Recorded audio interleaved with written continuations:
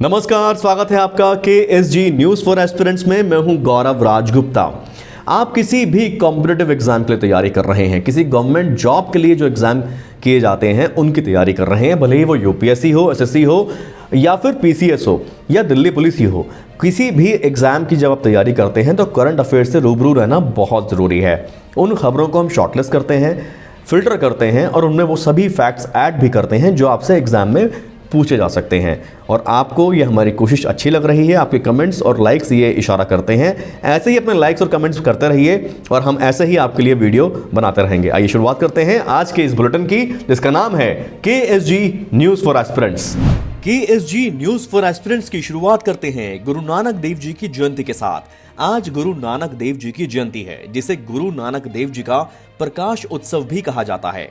गुरु नानक देव जी का जन्म हिंदू कैलेंडर के अनुसार कार्तिक पूर्णिमा के दिन हुआ था, जो साल 2020 को 30 नवंबर को है। सिख पंथ के प्रथम श्री गुरु महाराज नानक देव जी की जयंती सिख समुदाय के लिए एक खास पर्व है। इस दिन गुरुद्वारों को खास तरीके से सजाया जाता है, जगह जगह भंडारा आयोजित किया जाता है, जिसे गुरु दा लंगर भी कहा जाता है। गुरु नानक देव जी के जयंती के अवसर पर नगर कीर्तन भी निकालने की परंपरा रही है। लोग गुरुबाणी का पाठ करते हैं, यानी गुरुओं के आदर्शों को याद करते हैं और प्रार्थना करते हैं। प्रकाश उत्सव के मौके पर लोग परिवार सहित गुरुद्वारे जाकर मत्था टेकते हैं और वाहेगुरु सिमरन यानी जाप करते हुए सेवा भी करते हैं।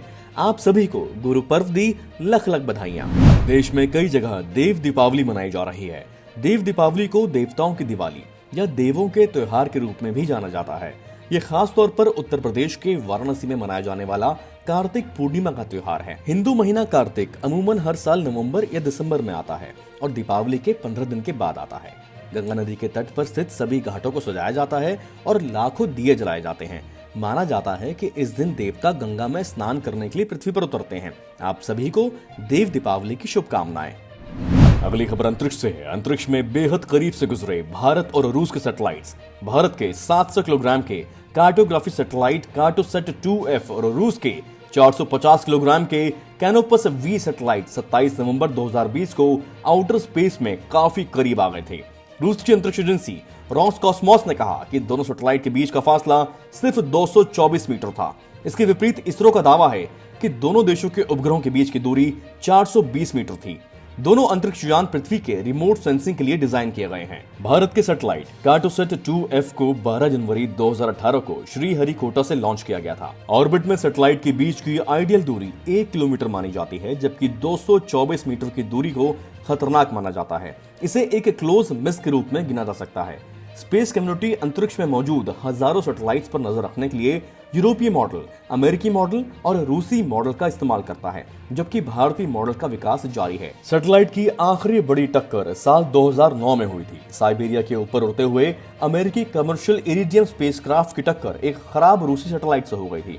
जनवरी 2020 तक पृथ्वी का चक्कर लगाने वाले लगभग 2000 एक्टिव सैटेलाइट मौजूद हैं। आइए बात करते हैं भारत और वियतनाम के संबंधों से जुड़ी एक खबर की। भारत अब चीन के पड़ोसी देशों के साथ अपने संबंध मजबूत करने में जुटा हुआ है। इसी कड़ी में भारत ने वियतनाम के साथ समुद्री डाटा साझा करने का महत्वपूर्ण रणनीतिक करार किया है। शुक्रवार को भारत और वियतनाम के रक्षा मंत्रियों के बीच हुई वीडियो कॉन्फ्रेंसिंग के दौरान एक हाइड्रोग्राफी एग्रीमेंट पर हस्ताक्षर किए गए हैं, जिसके तहत दोनों देश एक दूसरे के साथ हाइड्रोग्राफिक डाटा शेयर करेंगे और नेविगेशनल चार्ट बनाने में मदद करेंगे। इस तरह का समुद्री डाटा समुद्र में सबमरीन ऑपरेशन में काफी मदद करता है। रक्षा मंत्रियों ने रक्षा उद्योग की क्षमता निर्माण, प्रशिक्षण और संयुक्त राष्ट्र के शांति अभियानों में सहयोग आदि पर भी चर्चा की। भारत ने पहले ही वियतनाम की डोमेस्टिक डिफेंस मैन्युफैक्चरिंग को मजबूत करने के लिए $600 मिलियन की क्रेडिट की डिफेंस लाइन का विस्तार किया है। वियतनाम ने भारत की ब्रह्मोस मिसाइल से लेकर ध्रुव हेलीकॉप्टर और LCA तेजस विमान खरीदने में दिलचस्पी दिखाई है। सम्मेलन के दौरान वियतनाम के रक्षा मंत्री ने भारतीय सेना द्वारा वियतनामी डिफेंस फोर्सेस का मानव संसाधन विकास में मदद करने के लिए धन्यवाद दिया और कहा कि वियतनाम भारत के डिफेंस इंस्टीट्यूट्स के साथ ट्रेनिंग करना चाहता है। भारत अपने Indian technical and economic corporation यानी ITEC प्रोग्राम के तहत वियतनाम के सैन्य अधिकारियों को ट्रेनिंग दे रहा है। फिलहाल इस प्रोग्राम में वियतनाम के लिए 70 सीटें फिक्स की गई हैं। इस प्रोग्राम के तहत वहां के अधिकारी हर साल भारत में आते हैं। इसके बाद उन्हें थल सेना, वायुसेना और नौसेना संचालन की ट्रेनिंग के साथ ही कमांडो कार्रवाई का ट्रेनिंग भी दिया जाता है। वियतनाम के रक्षा मंत्री ने भारत के रक्षा मंत्री राजनाथ सिंह को 10 दिसंबर को होने वाली ADMM plus ASEAN plus defence ministers virtual meeting के लिए आमंत्रित किया। इस साल ADMM प्लस की मेजबानी वियतनाम कर रहा है।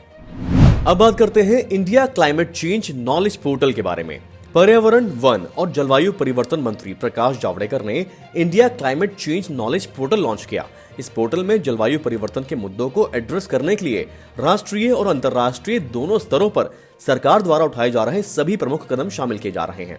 ये एक सिंगल पॉइंट इंफॉर्मेशन रिसोर्स होगा जो विभिन्न लाइन मंत्रालयों द्वारा की गई विभिन्न जलवायु पहलों के बारे में जानकारी प्रदान करता है। उन्होंने ये भी कहा कि भारत ने व्यवहारिक रूप से प्री-2020 क्लाइमेट एक्शन टारगेट्स को हासिल कर लिया है।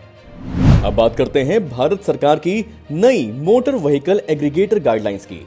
केंद्रीय सड़क परिवहन और राजमार्ग मंत्रालय ने ओला और उबर जैसी ऐप बेस्ड टैक्सी एग्रीगेटर्स के लिए नई guideline motor vehicle aggregator guidelines 2020 जारी की, जिसके तहत कोई भी टैक्सी एग्रीगेटर अब मनमाना किराया नहीं बढ़ा सकेगा। पीक आवर में भी ओला उबर का किराया बेस फेयर से 1.5 गुना से ज्यादा नहीं हो सकता है। दिशा निर्देश में एग्रीगेटर की परिभाषा को शामिल किया गया है। इसके लिए मोटर व्हीकल एक्ट 1988 में बदलाव किया गया है। हर ड्राइव पर ड्राइवर को 80% किराया मिलेगा और कंपनियों के खाते में 20% जाएगा। एग्रीगेटर को बेस फेयर से 50% कम किराया लेने की अनुमति होगी। यात्रा रद्द करने पर अधिकतम चार्ज किराए का 10% होगा और यात्री और ड्राइवर दोनों के लिए 100 रुपए से अधिक नहीं लगेगा। एग्रीगेटर द्वारा उपलब्ध करवाई जाने वाली सेवा को सर्विस माना जाएगा। टैक्सी एग्रीगेटर्स के हित के लिए अब उन्हें 12 घंटे से ज्यादा काम नहीं कराया जा सकता। कंपनियों को ड्राइवर्स को इंश्योरेंस कवर भी देना होगा। एग्रीगेटर को अपने ऐप में इंग्लिश और हिंदी के साथ राज्य की आधिकारिक भाषा का ऑप्शन भी रखना होगा। अपना सारा डाटा भारत में स्थित सर्वर में ही रखना होगा जो राज्य सरकारों के साथ शेयर किया जाएगा। नए नियम के तहत वाहन का मालिक रजिस्ट्रेशन सर्टिफिकेट में किसी एक व्यक्ति को नॉमिनी बना सकेगा। टू व्हीलर चलाने वालों को सिर्फ bureau of Indian standards helmet ही पहनने की इजाजत है। मोटर वाहन संशोधन अधिनियम 2019 के हिस्से के रूप में सरकार ने प्रावधान किया है कि टैक्सी सेवाएं संचालित करने वाली कंपनियों को राज्य सरकारों से लाइसेंस लेना होगा। अब जानिए पीएम कुसुम स्कीम के बारे में सब कुछ। पीएम कुसुम की फुल फॉर्म है प्रधानमंत्री किसान ऊर्जा सुरक्षा उत्थान महाभियान योजना, जिसके तहत अब राज्य एग्रीकल्चर इंफ्रास्ट्रक्चर फंड के जरिए रियायती ब्याज दर पर लोन ले सकते हैं।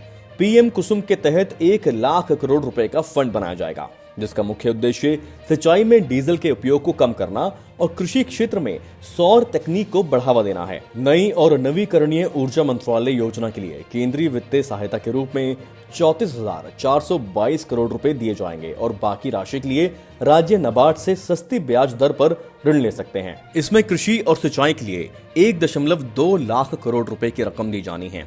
इस योजना का उद्देश्य किसानों की बंजर भूमि पर 10 गीगावाट के 17.5 लाख सोलर प्लांट की स्थापना करना है। इसके साथ ही कृषि बिजली फीडरों को सौर ऊर्जा से जोड़ना सुनिश्चित करना है ताकि सिंचाई के लिए सिर्फ क्लीन एनर्जी का ही इस्तेमाल हो। सरकार पीएम कुसुम योजना के तहत 20 लाख किसानों को सोलर पंप लगाने में आर्थिक मदद देगी।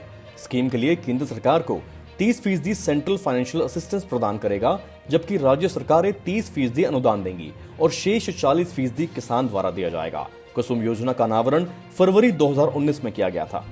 डेली न्यूज एनालिसिस हम लोग कर रहे हैं। हम खबरों से जुड़े फैक्ट्स इनमें ऐड कर रहे हैं और इनके नोट्स, इससे जुड़े तमाम स्टडी मटेरियल आपको मिल जाते हैं ksgindia.com वेबसाइट पर। अगर आपसे कोई बुलेटिन मिस हो गया है तो आप विजिट कर सकते हैं ksgindia.com/news पर जाकर, जहां तमाम बुलेटिन आपको मिल जाएंगे। यूट्यूब में भी प्लेलिस्ट बनी हुई है, इसका भी आप लाभ उठाएं। अपने समय का सदुपयोग करें, तैयारियां जोर शोर से करते रहें और देखते रहें KSG न्यूज़ फॉर एस्पिरेंट्स।